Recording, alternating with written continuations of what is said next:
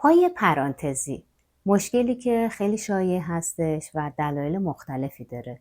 امروز میخوایم راجع به این مسئله بنا به درخواست شما عزیزان هم صحبت بکنیم، همین که یه سری تمرینات خیلی مفید رو با همدیگه انجام بدیم.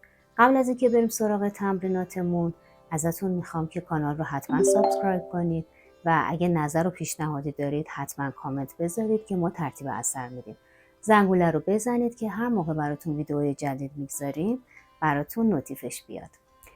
پای پرانتزی چجوری ایجاد میشه؟ وقتی که پا از راستای خودش خارج بشه، توی تصویر هم براتون میگذاریم و حالت هلالی پیدا کنه. حالا منشأ این میتونه دو تا چیز خیلی مهم باشه. یکی این که اصلا از ناحیه لگن چرخش داشته باشین، حتی میتونه مادرزادی باشه که معمولا اگر که منشأش چنین چیزی باشه مداخله جراحی نیاز داره.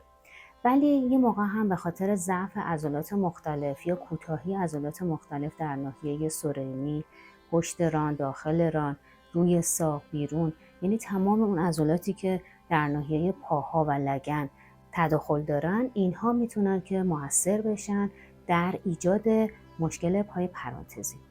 پس بنابراین اول باید مطمئن بشید که منشأ پای پرانتزی شما آیا لگن هستش یا ضعف و کوتاهی عضلات محدوده پاها و لگن، و بعد میتونید حالا از تمریناتی که بهتون ارائه میدیم هر روز استفاده کنید. تمرین روزانه حتما داشته باشید. روزی یک بار بعد این ویدیو رو حتما باش تمرین داشته باشید که بعد از یه مدتی بتونید اثرات خوبی ازش بگیرید و پاهاتون کم کم شکلش اصلاح بشه. کمبود ویتامین D3، نرمی استخوان، اضافه وزن و بد نشستن، بد ایستادن هایی که دارین، اینها هم میتونه خیلی تو این زمینه تأثیر گذار باشه. پس حتما به تمامی این عوامل توجه داشته باشید که بتونید بهترین روش درمانی رو انتخاب بکنید. قبل از اینکه بریم سراغ تمریناتمون، یه سری وسیله هم لازم داریم، حتما اینا رو آماده بکنید. یه آجر حالت فوم یوگا، یه بند یوگا، مثلا حالا بند ندارید میتونید از یه شالی، روسری، ملافه استفاده کنید که کشسان نباشه، و یه بالشتک مانند، کوسن مانند هم لازم داریم. وسایل رو بیارید که بریم سراغ تمریناتمون. برای تمرین اول نیاز به یه بند یوگا یا حالا شبیهش دارید. به پشت دراز میکشیم به روش صحیح. روش صحیح هم اگه نمیدونید ببینید به این شکل ساعدو میذارید، مهره به مهره تخت پشت رو رها میکنید رو زمین. اگه لازم دارید یه بالش هم زیر سرتون بذارید که راحت باشید. کلا تو تمرینات هیچ جا نباید احساس تنش و فشار و سختی داشته باشید. خب چیکار میکنم؟ این بند یوگا رو حالا مثلا دوست داشته باشید یه تیکش هم میتونید دایره جداگونه ازش جدا کنید به این شکل، یا اینکه کلش رو به این شکل بندازید پشت کجا؟ سینه پا. ببینید این اگه گودی کف پاه، این برجستگی میشه چی؟ سینه پا. حتما پشت سینه بندازید، پشت این گودی نندازید، ممکنه که آسیب وارد کنه به فاشیای کف پا. خب ببینید به این شکل. پس پشت سینه پا میندازم، بعد این بندو میگیرم تو دستم. ببینید طوری پا رو به خودم نزدیک میکنم که همچنان بدونه که فشار خیلی زیاد وارد بشه، در این حال زانوی من صاف بمونه. یعنی باید راحت باشم تو تمرین در علمیه کشش. بعد اگه مشکل کمر ندارید میتونید پای دیگر رو صاف کنید. اگه دیدی اذیت میشین، گودی کمر تشدید میشه، پای دیگر رو یکم خم نگه دارید. خب با هم دیگه میمونیم توی تمرین. حداقل یه 5 نفسی بمونید، بذارید که خوب کشش پشت پا رو احساس کنید. کمک میکنه که عضلات پشت ساق، پشت ران، اونایی که کوتاه هستش کاملا کشیده بشه. پس در واقع داریم با تقویت و کشش عضلات محدوده پا کمک میکنیم که بهبود پیدا کنه شکل پاهای شما. خب پای دیگر رو هم انجام میدم. ببینید خیلی خوبه. بعد اگر که مشکل کمر ندارم و راحتم میتونم پای دیگر رو صاف کنم. هیچ انقباضی توی کتف ندارم. تو نهایت تمرین خودم 5 تا نفس حداقل میمونم. نفس جاریه. خوب چک کنید که پشت پا کاملا صاف باشه. هر چقدر میتونید به طرف خودتون بکشید، نگه دارید و بعد آروم برمیگردیم و استراحت میکنیم و میریم برای تمرین.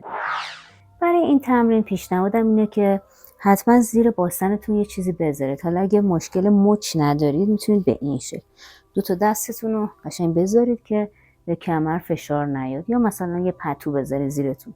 بعد پای راست رو اول خم میکنم، پنجه‌ش رو به داخل، میبینید یه چرخش دادم، یعنی در واقع داریم عکس اون فرمی که پای شما داره و حالت پرانتزی شده کمک میکنیم که این عضلات تغییر فرم بدن، یعنی وضعیتشون تغییر بکنه، حالا یا با تقویت یا با کشش، و تاثیر بذارن روی شکل کلی پای شما.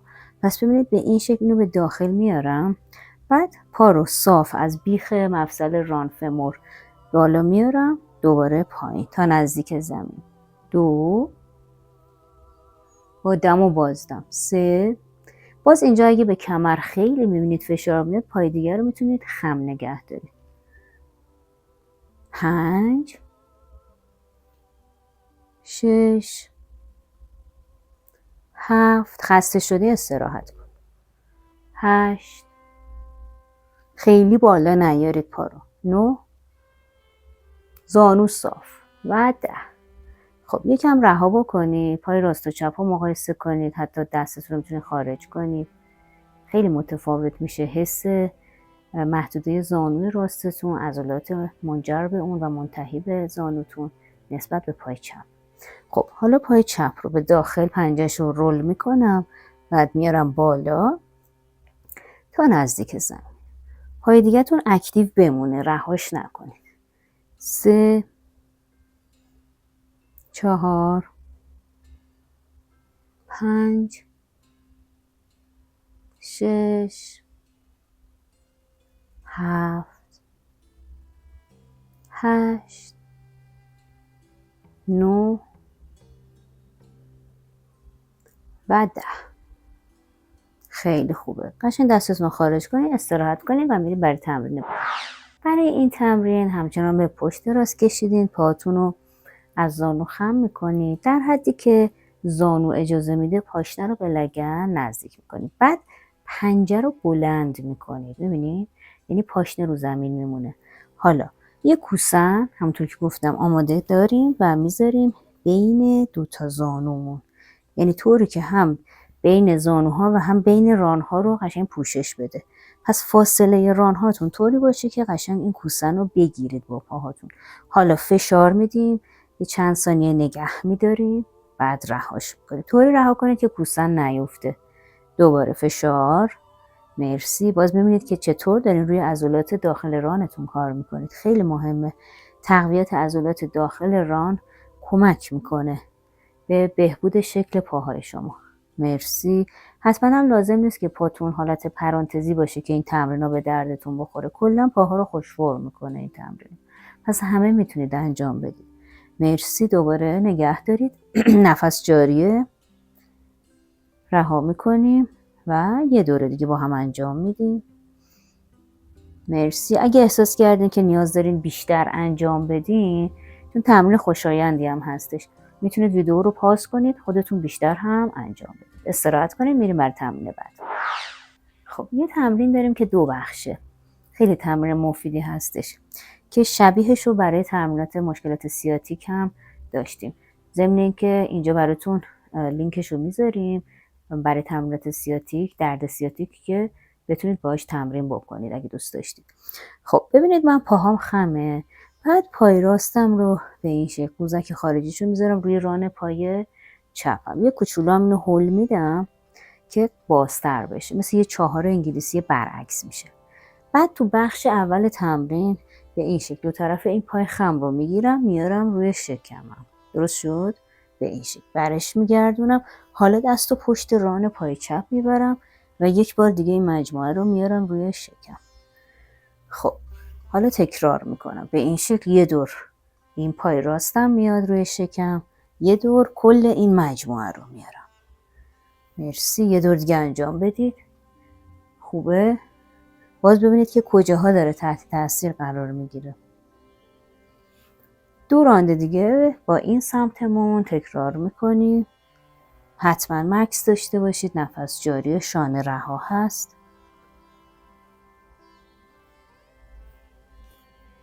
خیلی خوبه. مرسی. خب الان تو همین وضعیت یه کوچولو استراحت بدین به خودتون. میبینید که اتصالات مفصل ران در پای راست چقدر متفاوت شده نسبت به پای چپتون. حالا پای چپ به این شکل قرار میدم، یه کوچولو اینو بازتر میکنم. خب بخش اول چی بود؟ به این شکل. به درد نرسونید، یعنی تا حدی خم میکنیم که احساس درد توی سیاتیک نداشته باشیم. خوبه؟ مکس داشته باشید.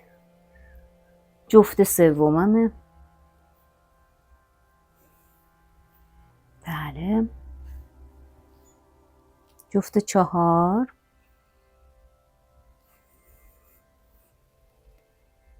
شانه رها باشه، دقت کنید. و جفت 5.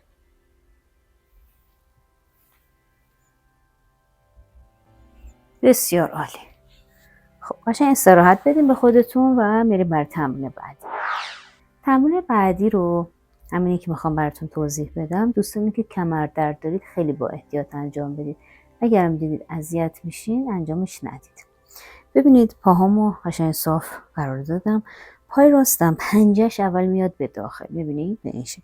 بعد اینو صاف از همین بیخ مفصل ران فمور میکشم به طرف مخالف خودش. یه چند ثانیه نگه میداریم. میبینید مدام در حال اصلاح وضعیت پا هستیم. بعد برمیگردونیم. حالا پای دیگه پنجه به داخله، ببرید مورب بالا. مرسی. خیلی بالا نمیاریم، در حد توان یه خط مورب صاف تشکیل دادیم. یه دور دیگه. حتی میتونید دستتونم روش بذارید که هدایتش کنید یا نگهش دارید. مرسی. پس بنابراین دوستانی که کمر درد دارین احتیاط لازم رو داشته باشید. فشار به خودتون نیارید. یه دور دیگه انجامش میدیم با هم. نفس جاریه، شانه رها. خیلی خوبه و مرسی. استراحت و آماده تمرین بعد میشه. برای این تمرین یه آجر یا کوسن نیاز داریم. آجر رو به این شکل بین دوتا زانوها میذاریم. پامونم که خمه سعی میکنیم که لبه داخلی کف پاها به موازات هم باشه. خب حالا کف دستامم رو به زمینه. همینجور که دارم آجرم رو فشار میدم لگن رو جدا میکنم میام بالا. خیلی لازم نیست لیفت کنید، مکسی هم نداریم. برمیگردی. میتونه لگن رو کامل رو زمین بذارین یا اینکه با فاصله قرار بدین. اینو چند دور هی تکرار میکنید. حتما فشار میدید آجرتون رو، دقت کنید. حتما فشار بدید که عضلات داخل ران کاملا درگیر بشه. سرینی ها هم درگیر میشن، چون خیلی لازمه که روی سرینی ها هم کار بشه. مرسی. با من انجام بدید با فشار آجر. بعد که میایین پایین میتونید فشار رو بردارید. دوباره که بالا میرید فشار بدید. حتی دستتون رو میتونید داخل ران بذارید ببینید که سفت میشه. بله. و استراحت میکنید. خب حالا میخوایم یه پیچ خیلی خوب خوابیده انجام بدیم که باز به فرم پاهای شما خیلی کمک میکنه که خوش فرم تر بشه. ببینید من پای راستم رو خم میکنم، میذارم بالای زانو، نه روی زانو، در واقع روی ران قرار میدم، روی پای چپم. بعد با این دستم، با دست چپم قشنگ میندازم پشتش و اینو میکشم. دست دیگه‌تون هم میتونید راحت روی زمین قرار بدین، کتفتون بلند نشه. 2-3 تا نفس شکمی بمونید. با دم شکم پر میشه، با بازدم خالی میشه. بعد جا به جا میکنید به این شکل. میبینید؟ حتی اگه فکر میکنید که مکس براتون سخته، دوستانی که کمر درد دارید، میتونید خیلی داینامیک انجامش بدید، مکس نکنید. یعنی مثلا در حد یه دم و بازدم، بعد برگردید. به تناوب انجام میدیم.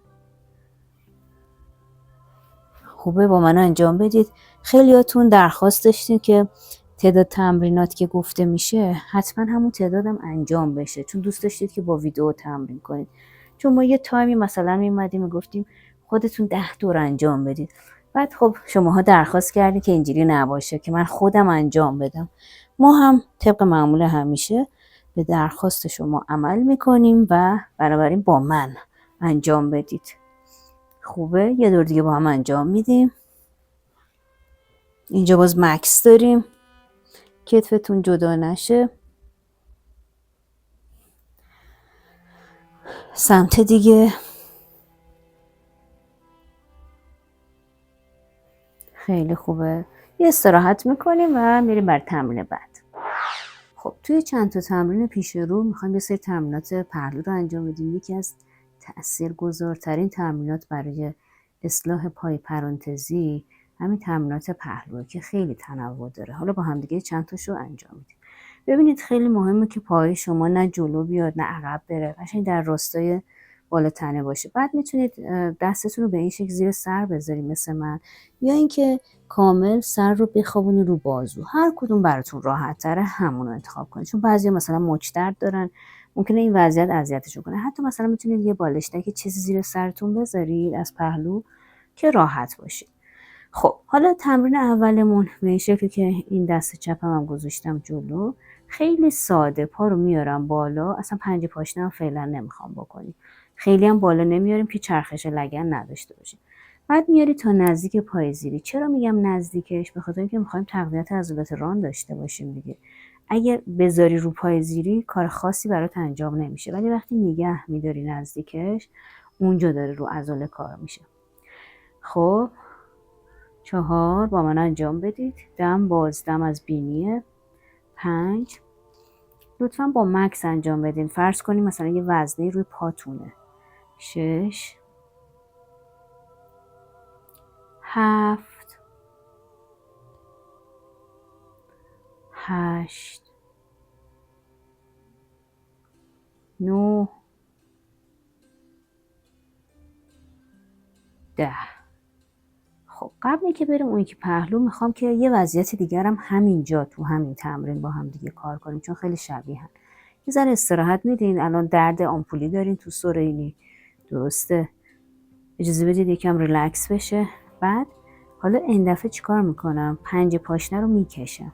وقتی پا میاد بالا ببینید پنجه من داره کشیده میشه به جلو، و وقتی که پا داره برمیگرده حالا پنجه به طرف خودم کشیده میشه. ببینید چطور داره عضلات پشت ساق و پشت ران رو درگیر میکنه. خب اینم قشنگ انجام میدیم.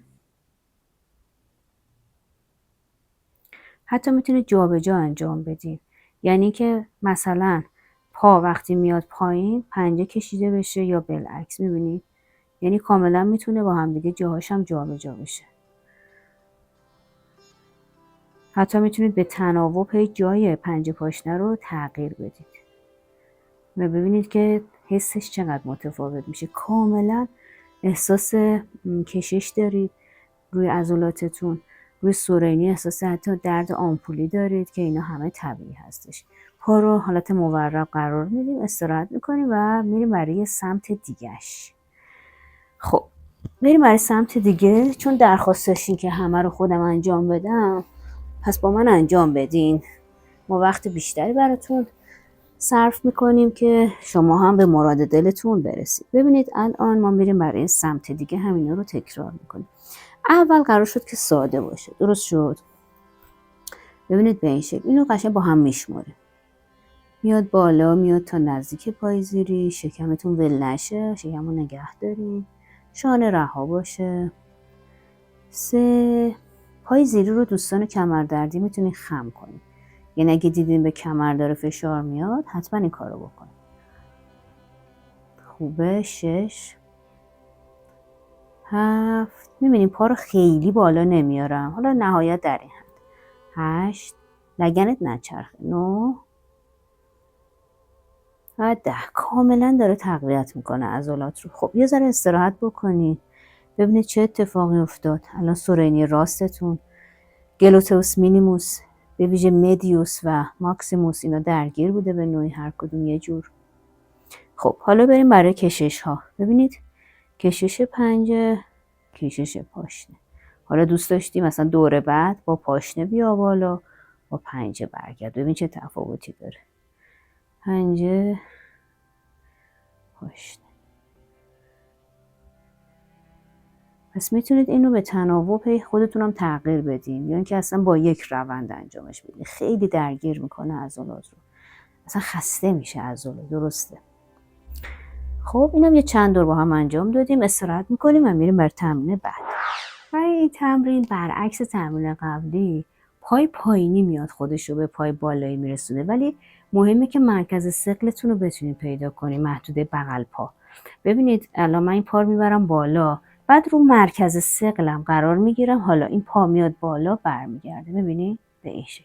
یه ذره این تمرین ممکنه برای کمردردی های عزیز سنگین باشه. اگه دیدی خیلی اذیت میشین انجامش ندید حقیقتا. یا مثلا میتونید پا رو خم کنید اینجوری بیارید بالا، ولی بازم به هر حال تحت فشار ممکنه قرار بگیره.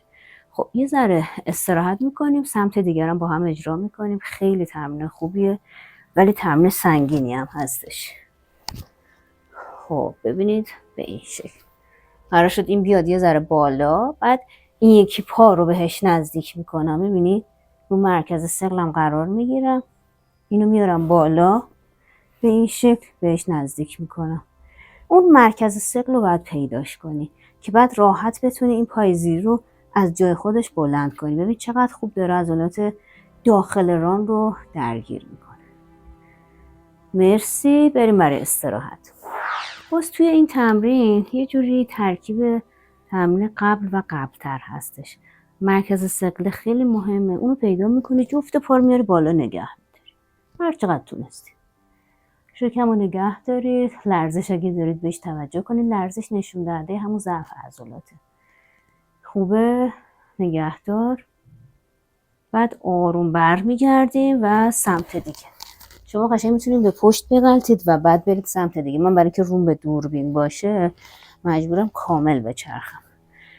خب پس اینجا هم ببینید من قشنگ مرکز ثقلمو پیدا میکنم، بعد اینجوری جفت پا رو میارم بالا.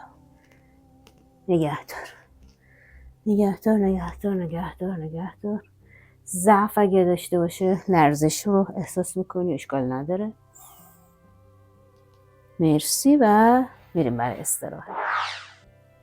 میرسیم به تمرین بعدی. همچنان داریم رو پهلو تنوعات مختلف رو کار میکنیم. این تمرین خیلی خوبه.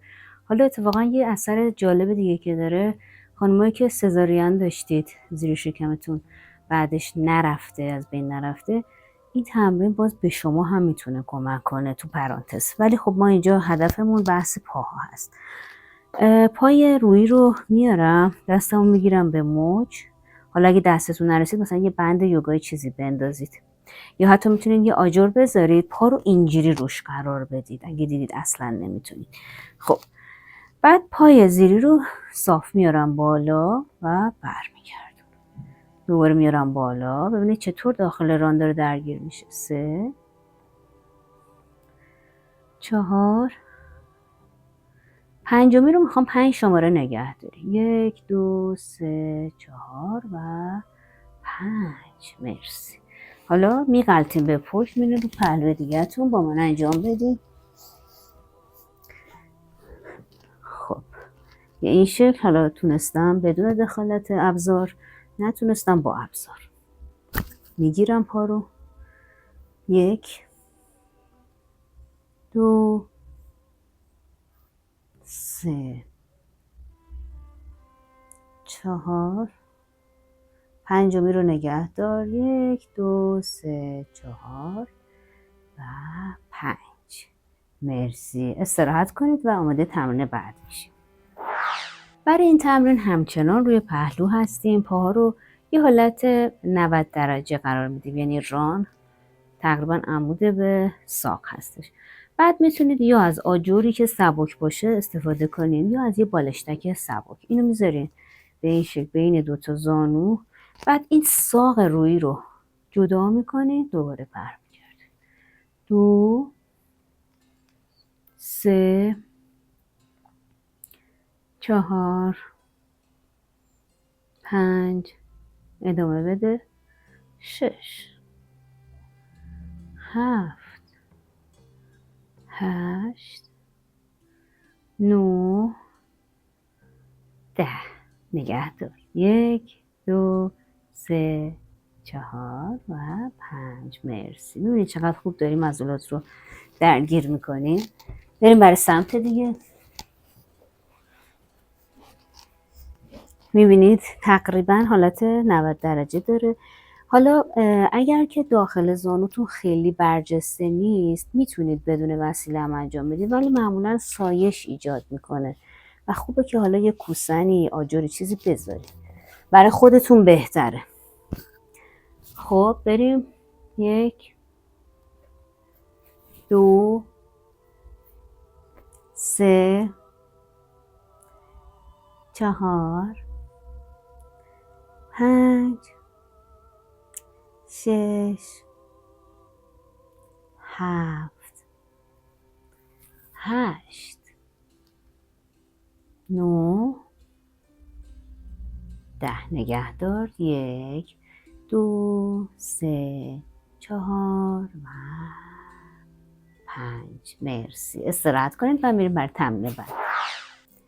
این تمرین یه حالت ترکیبی داره. باز دوستان کمردردی خیلی حواستون به خودتون باشه.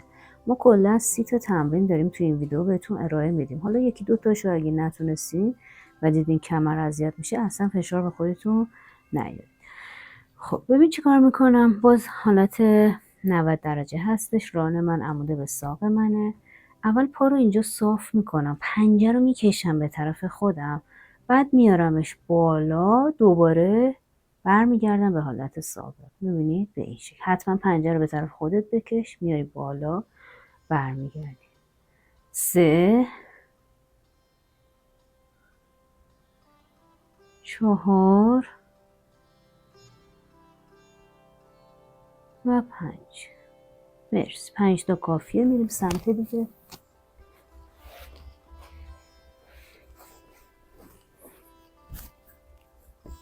خب چیکار میکنم؟ صاف پنجه به طرف خودم، بالا، برمیگردم. 2 3 4 و 5. مرسی. استراحت میکنیم و میریم برای تمرین بعد. خب از اینجا به بعد تمرینات نشسته رو میخوایم پی بگیریم. اولین تمرینمون اینجوریه که این پای چپ اول باز شده، پای راست کف پا به این شکل مماس با ران پای چپه. بعد خیلی مهمه که چرخش پنجه به داخل داشته باشه، پس حتما به داخل میکشی. بعد آروم روی همین در واقع سینه به سمت این زانو راسته، ولی از پهلو انگار داری خودتون میکشی. همینو میخوام. 2 3 زانو جدا نشه. 4 5 6 7 8 9 10. حالا جای پا رو عوض میکنی به این شکل. باز پنجه حتما به داخله، سینه به طرف زانوی چپه، آروم میره پایین، برمیگردی. 2 3 4. توجه کنید کدوم عضلات پاتون درگیره. 5 6 زانو جدا نشه. 8 9 و 10. مرسی. یه استراحت میکنیم، میریم تمرین بعدی. برای این تمرین میشینید. حالا اگه دوست دارین حتی تکیه بدین، چون اصولا عضلات افرادی که پای پرانتزی دارن یا حتی پای ایکس چیه ضعیف هستش. حتی ممکنه که این نواحی هم خیلی با شما همراهی نکنه عضلاتش. میتونید تکیه بدین اگه سختتونه. بعد یه کوسن برمیداریم، بین 2 تا قوزک داخلی پا میذاریم، قشنگ فیکسش میکنیم. حالا دستتون رو میتونید کنار بدن بذارید. میخوام داخل زانوها رو به هم نزدیک کنید، یه ذره نگه دارید، بعد رها کنید. پس یه چند ثانیه نگه میداریم و این میتونه خیلی برای افرادی که پای پرانتزی دارن دشوار باشه، چون اصلا فرمش به بیرونه و شما دارید به داخل هدایت میکنید. اما سعی کنید کم کم این رو در واقع نهادینه کنید، یعنی آروم آروم به هم نزدیک نگه دارید، یکم نگه دارید، رهاش کنید که این کم کم در واقع پاسچرش اصلاح بشه. مرسی. یکم نگه میداریم. عالیه. کافیه. بریم برای استراحت. برای این تمرین نیاز به بند یوگا یا مثلا یه ملافه شالی که حالت کشسان نباشه، مثلا کش پیلاتس نباشه، احتیاج به همچین چیزی داریم. میشینی، باز اگه دیدین لازمه تکیه بدین، هرچند که بهتره تکیه ندید که قشنگ رو عضلات کار بشه. بعد حالا دوست داشتین یه دایره ازش درست کنید، یعنی که خودش رو کامل بندازید به این شکل. پشت کجا؟ سینه پا. این برجستگیه، پس اینجا نمیندازم، پشت سینه پا. بعد پای دیگه‌تون هم قشنگ رها کنید، کاری بهش نداشته باشید، اینو بکشید که پاشنتون هم یه ذره جدا بشه. قشنگ پنجه به طرف خودتونه، نگهش دارید. شانه رها هست. 10 تا نفس میمونیم. نفس جاریه. کدوم عضلات کشیده شدن؟ حس میکنید؟ کدوم عضلات در حالت انقباض هستن؟ توجه کنید بهش. خوبه. حالا میریم سراغ پای دیگه. باز اینم پای دیگه رو قشنگ رها کنید به این شکل. یکم پاشنه جدا شده. بالا تنه منو میبینید کاملا صافه. این روی ران من عضلات 4 سر ران، به ویژه راکتوس فموریس عضله اصلیش کاملا منقبضه الان. عضلات پشت ساق، پشت ران، عضلات دو قلو، عضلات همسترینگ، اینا کاملا کشیده شده. مرسی. استراحت میکنیم. این تمرین خیلی شبیه تمرین قبله، ولی یه تفاوت داره به این شکل که این بندو که انداختین و کشیدین، حالا پاشنه دیگه اینجا بلند نمیشه. نکته اول اینه. نکته دوم اینه که خودتون از بیخ کشاله یکم میرید جلو به این شکل. دوستانی که دیسک بیرون زده دارید احتیاط کنید، قرار نیست خیلی جلو بریم، قرار نیست که پشتمون گرد بشه. از بیخ کشاله اومدیم جلو. پاشنمون هم دیگه بلند نشده. پای دیگه‌تون هم اکتیو نگه دارید. خوبه. زانوتون بلند نشه. ببینید چه تفاوتی داره با تمرین قبل. کجاها درگیر شده که تو تمرین قبل نبود و بالعکس. خب پای دیگه خوب میکشم به طرف خودم پنجه رو. شانم رها هست، انقباض ندارم تو شانه. وقتی دارین یه جا رو روش کار میکنین از جاهای دیگه غافل نشید. خوبه. کاملا پشت ساق، پشت ران کشیده شده. کمی هم خودم به جلو مایل شدم. مرسی. کافیه. استراحت میکنیم. این تمرین رو خیلی راحت هر جایی که نشسته باشین، مثلا محل کارتون، جلوی تلویزیون، حتی تو ماشین میتونید انجام بدید. حالا من لبه تخت نشستم، پس شما لبه صندلی، مبل، تخت، هر جایی که بشین یه لبه‌ای پیدا بکنید میتونید که انجام بدید. ببینید به این شکل میشینم راحت. بعد از ساق، از قسمت بیرون میخوام اینو حرکت بدم، یعنی به بیرون. میبینید به این شکل انگار داری به بیرون لگد میزنی. خوبه. به تناوب انجام میدم. 3 3 4 4 5 5 6 6 7 7 8 8 لگد بزن قشنگ. 9 9. ادمین جان هم دارن با من اون بر پشت صحنه انجام میدن. آفرین بر شما ادمین جان. مرسی. کافیه. استراحت. این تمرین هم میتونید همون جاهایی که تمرین قبل رو انجام دادیم انجام بدید. خیلی راحت. پای راست رو میندازم رو پای چپم. بعد دستم هم راحت میذارم روی پا. از بیخ کشاله کمی به جلو مایل میشم به این شکل. باز دوستانی که دیسک بیرون زده دارید حتما احتیاط کنید، خیلی جلو نیید. یه چند تا نفس بمونید. شانه رها باشه. کشش رو کجا احساس میکنید؟ قشنگ پاتون هم دارین هول میدین، ولی طوری نباشه که دردناک بشه. برمیگردیم و جای پا رو عوض میکنیم. باز اینم شبیه اون تمرینات سیاتیکه. دوستانی که مشکل سیاتیک دارید حتما اون ویدیو رو مشاهده بکنید، جلوتر براتون گذاشتم. خب ببینید اول یه ذره هولش میدم، بعد میام پایین. شانم هم رها باشه، اینجوری نیستش. خوبه. نفس جاریه. پنجه کاملا جلو باشه. دقت کنید. مرسی. بعد آروم برمیگردم. حتی دوست داشتین، چون خیلی خوشاینده این تمرین، میتونید که چند دور دیگه خودتون انجام بدید. برای این تمرین میشینیم، پاهامون رو دراز میکنیم. اگر که خسته میشید حتما تکیه بدید، ولی خب بهتره که خب تکیه ندین که عضلاتتون هم تقویت بشه. پاها رو میتونین یا جفت کنین وقتی دراز کردین، یا یه کوچولو فاصله بدین. خیلی راحت پنجه رو میکشین جلو. ببینید از مچ دارم میشکنم و بعد میکشین به طرف خودتون، یعنی پنجه پاشنه، پنجه پاشنه، دم بازدم، دم بازدم. با من انجام بدید. مرسی. 4 5 6 7 8 9. حتی میتونید به این شکل پدالی کار کنید. پدالی هم ذهنتون رو بیشتر درگیر میکنه، حواستون پرت نمیشه، حواستون میاد به اینکه این دوتا ضد همه. مرسی و استراحت. پیچ خوب داریم تو این تمرین. پا رو اول صاف میکنیم، بعد پای راست رو خم میکنیم. اگه دیدید خیلی سختتونه، پا رو بیرون پای دیگه نذارید، ولی خب بهتره که این کار رو بکنید. پای دیگه‌تون هم اکتیو، پای چپ. بعد پیچ جز پیچ‌های مخالفه. ببینید به این شکل میپیچیم به این سمت، پا خودشو نندازه، چند تا نفس شکمی بمونید، شانه رها بشه.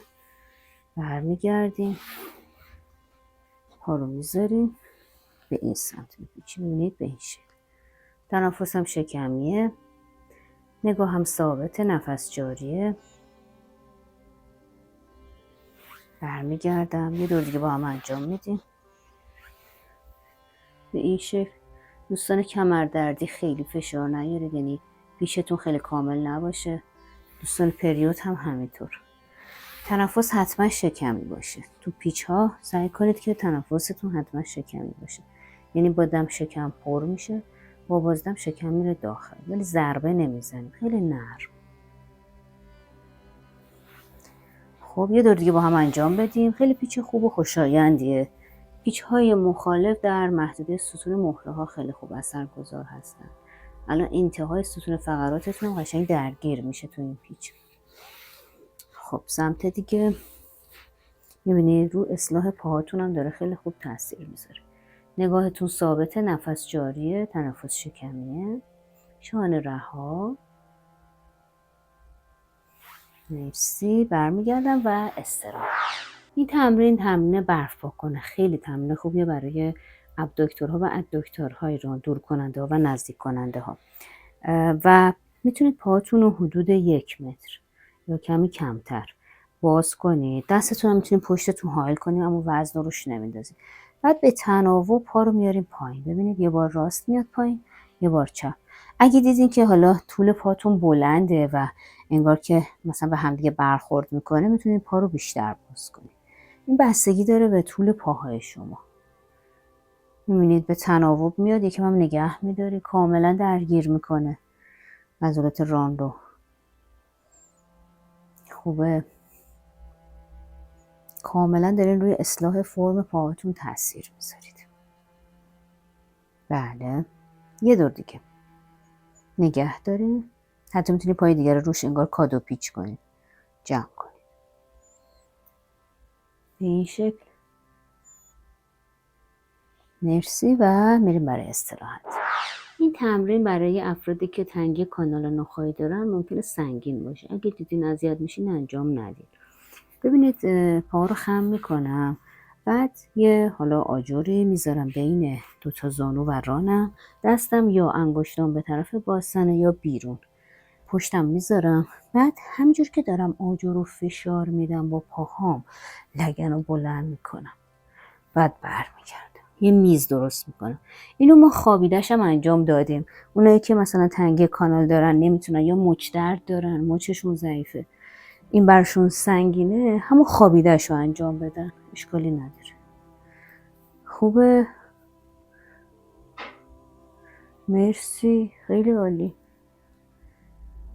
بله خیلی خوب، متشکرم. نگه دارید.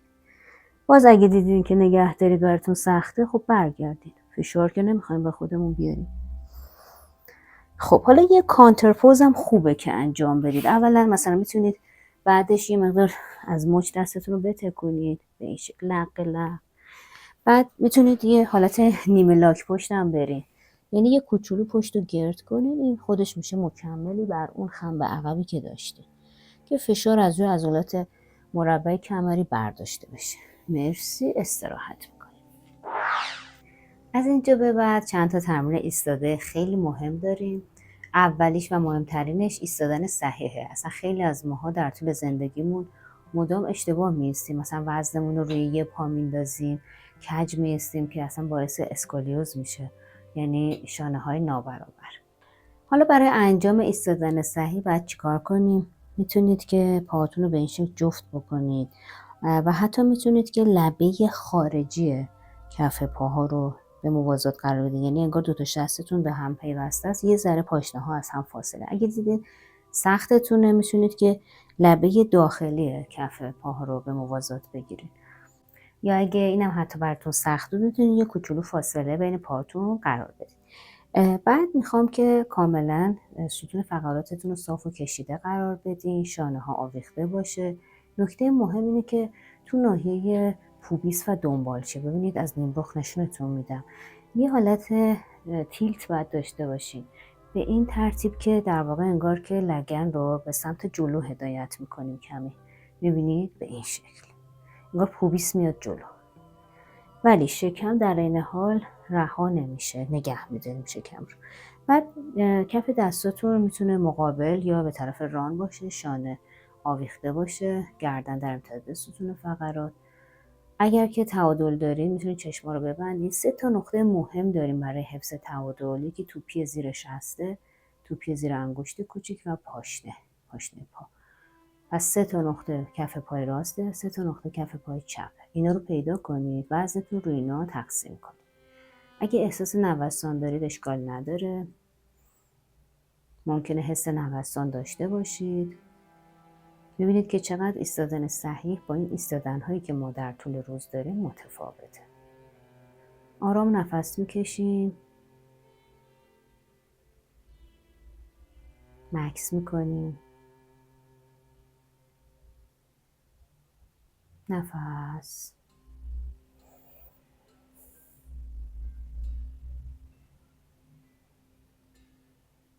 مرسی. حتی میتونید بیشتر از این هم اگر دوست داشتین بمونید توی تمرین. قبل از اینکه تمرین بعدیمون رو با هم انجام بدیم، چون خیلی درخواست داشتیم برای ثبت نام که چجوری بعد انجام بشه، اینجا ما براتون پیج یوگا دات شادی، آموزش یوگا با شادی مشتاقی رو میذاریم. توی اینستاگرام هستش این پیج، اونجا تو دایرکتش پیام بدید به ما برای ثبت نام، ما راهنماییتون میکنیم.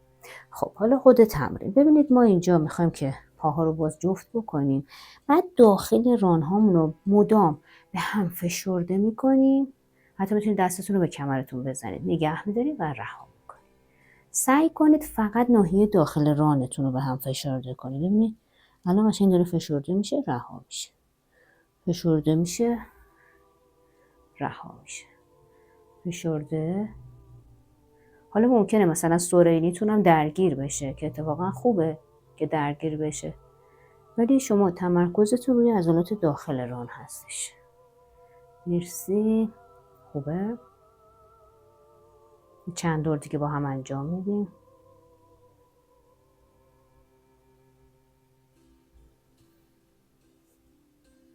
خیلی عالی. و استراحت میکنید. برای استراحتش هم باز میتونید یکم به این شکل پاها رو کاملا پنجه پاشنه رها حرکت بدین که راحت باشه. خیلی عالی داریم به عنوان ناتاراجاسانا، ما تو خیلی ساده میخوایم انجام بدیم، چون اینجا هدفمون اصلا بحث تعادلی نیستش، بحث اصلاح پاسچر بدن هستش. از هر پایی میتونی شروع کنی. حالا من معمولا وزن رو اول رو پای چپ میندازم. 3 تا نقطه داریم، همونایی که توی ایستادن صحیح داشتیم، توپی زیر شست، انگشت کوچک و پاشنه. اول روی اینا قشنگ وزنم رو تنظیم میکنم، پای راست رو میارم نوک پنجه. اگه دیدین تعادل ندارید برید کنار دیوار یا مثلا یه صندلی کنارتون باشه. بعد ببینید به این شکل پا رو میگیرم. اگه دیدین که مثلا زانوتون محدودیت داره نمیتونید بگیرید، از بند یوگا هم میتونید استفاده کنید. پس طوری میگیرم که این 2 تا زانو کنار هم باشه. خیلی نمیخوام نگه داره، چون اینجا ما تعادلی نمیخوایم انجام بدیم به صرف تعادلی بودنش، هدفمون چیز دیگه است. بعد جابجا میکنم، میبینید به تناوب. حتی دستتون رو به کمرتون میتونید بگیرید، یعنی لازم نیست بالا ببرید مدرا بگیرید اصلا. خیلی ساده داریم انجام میدیم. یه چند دور با همین رو انجام میدیم. اگه دیدین مثلا دارین از تعادل خارج میشید اصلا اشکال نداره، میتونید برین تکی بدین به دیوار. همین که صحبت نکنید در حفظ تعادل به شما خیلی کمک میشه. من چون دارم صحبت میکنم ممکنه که خیلی نتونم تعادلم رو حفظ کنم. خب یه دور دیگه میریم با هم. حتما زانو رو کنار هم نگه دارید. ببینید مثلا این غلطه، این اصلا بدتر بدنتون رو کج میکنه. قشنگ کنار هم نگه میدارید. مرسی. یکم پنجه پاشنه کنید، استراحت و میریم بر تمرین بعد. یه تمرین خیلی خوب داریم که اصلا برای اونایی هم که مشکل واریس دارن، اونایی که مثلا میخوان باسنشون لیفت بشه، خیلی تمرین خوبیه. ببینید پاهامو حدود عرض لگن باز میکنم، دستم به کمرم میگیرم که مسلط تر باشم، بعد مدام پنجه پاشنه میکنم. میبینید میرم رو سینه به طرف پنجه و بعد میام رو پاشنه به این شکل. خیلی تمرین مفیدی هستش. اینو روزانه خوبه که انجام بدین. مثلا تو صف وایسادین منتظر چه میدونم تاکسی یا اتوبوس هستین یا هر چی، میتونید که اینو انجام بدید به این شکل. پنجه پاشنه. باز رو عضلات پشت ساق، روی ساق، پشت ران، روی ران ببینید که داره کار میشه. رو سرینی ها داره کار میشه. مرسی. عالی. خب استراحت میکنیم، میریم تمرین بعد. برای این تمرین پاهاتون رو 2 برابر عرض لگن باز میکنید. بعد پنجه ها میخوام بیرون باشه. زانوتون هم چرخیده به طرف پنجه هستش. اوتاناسانای سبک ساتیانانداست. دستتون رو جلوتون قلاب میکنید. بعد آسانسوری میایم پایین. میبینید این زانوی من داره به طرف پنجه انگار خم میشه. بعد برمیگردم. خیلی هم مکس نکنید که فشار نیاد، ولی اتفاقا تمرین خوبیه برای تقویت عضلات ران. ما نیاز داریم که این عضلات رو تقویت کنیم. پس میتونید حالا خواستین، توانشو داشتین، بیشتر هم بمونید. و حتی میتونید مثلا وقتی میایم پایین پنجه رو جدا بکنید که وزنتون رو زانو نیفته، بیاد روی پاشنه قرار بگیره. خوبه شکم ول نشه. صاف میایم پایین، خم به جلو نیستش، دقت کنید.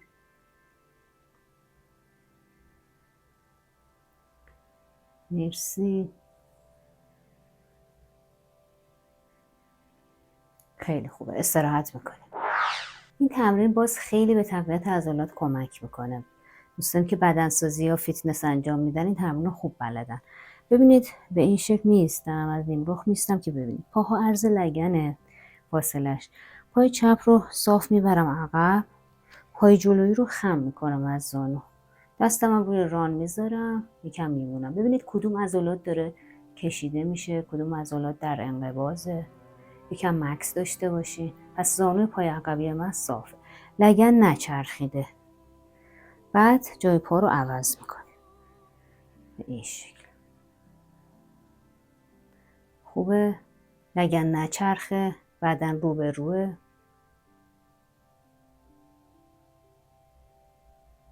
مرسی. یه دور دیگه با هم انجام میدیم. میتونید که مکسش رو طولانی تر کنید. اون مکسی که دارین داره رو عضله کاملا کار میکنه و حتی ممکنه لرزش داشته باشین اوایل توی عضله، به خاطر اینکه خب ضعف عضلات دیگه. خب مرسی. پس میتونید مکسش رو مثلا راند 2 بیشتر کنید، خودتون رو به چالش بکشید. عالیه.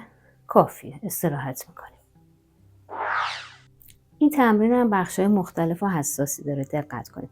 ببینید دوباره 2 تا پا عرض لگن فاصله داره، یه پا رفته عقب، اما پای جلوییمون هم صافه. الان 2 تا پا چیه؟ صافه. و نکته مهم دیگه اینه که پنجه پای جلویی به داخل چرخیده، یعنی اینجوری نیست، صاف نیست، به داخل اومده. بعد میخوام دستتون رو ران بذارید، از بیخ کشاله بیاین پایین. باز دوستانی که دیسک بیرون زده دارید خیلی به جلو نیاید که فشار نیاد بهتون، لگنتون هم نچرخه. ببین لگن رو به رو مونده، پا رو چرخوندم. برمیگردیم و به این شکل. خوبه. کاملا احساس میکنید که انگار داره اصلاح میشه وضعیت پاها، ولی فکر نکنید که مثلا با یه دور تمرین معجزه میشه. شما باید حداقل 1 ماه هر روز با این ویدیو تمرین کنید. پس هر روز وقت بذارید تمرین داشته باشید و نتایج رو خودتون میتونید مشاهده کنید. میتونید حتی از خودتون عکس بگیرید روز اول، بعد ببینید که مثلا بعد از 1 ماه چه تغییری توی شکل پاهاتون ایجاد شده، به شرطی که هر روز تمرین کنید. مرسی. کافیه. یکم زانوها رو نرم میکنیم. براتون اینجا یه ویدیو هم گذاشتیم برای زانو دردی های عزیز، روش کلیک کنید تمرین کنید. خداحافظ. من الان مثلا چجوری نه میتونید